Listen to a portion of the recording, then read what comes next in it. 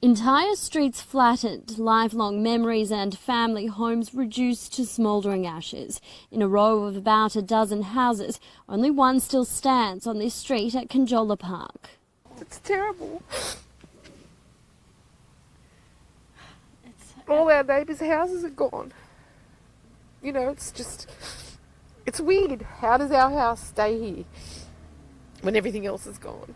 While some structures are untouched, neighbouring properties are now ash and rubble, showing the impact of raining embers as the Currowan fire passed through. It moved so quickly, residents say their only option was to run towards the water. And before we knew it, the trees in front of the place were on fire, and we just took off on jet skis down to the beach. We got hurt from the sand because they all blew on our legs. Chris Jeffrey lives opposite the Lake Conjola Bowling Club. Backing onto bushland, he was sure his house had been lost. Yes, I had to run for my life, so it was very scary. You couldn't see the club for flames. Somehow his home and the club both survived. He's back in his house, but the entire town remains cut off from water and electricity. Food supplies are also dwindling. Telecommunications are down. People have parked up at the one spot in town where they can get reception, trying desperately to contact loved ones.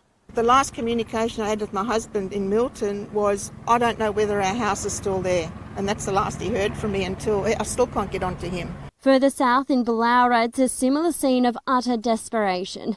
About 18 people are stuck on a mountain. Many have lost homes and are quickly running out of food for themselves and their pets and stock. So if we don't get the supplies we need, those cattle will starve because there is absolutely nothing there. Among the stories of immense loss, there are also emerging stories of incredible survival. Several firefighters from Fire and Rescue Station 509 Wyoming very nearly lost their lives when their convoy was overrun by embers last night.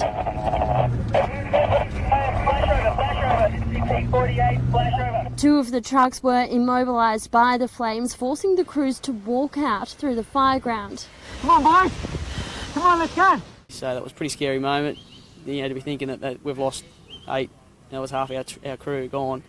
But no, everyone was out safe and well. Conditions on Saturday are forecast to be as bad as, if not worse, than yesterday, which means fire crews are hurriedly trying to do as much proactive work as they can ahead of that hot and windy weather forecast for the weekend.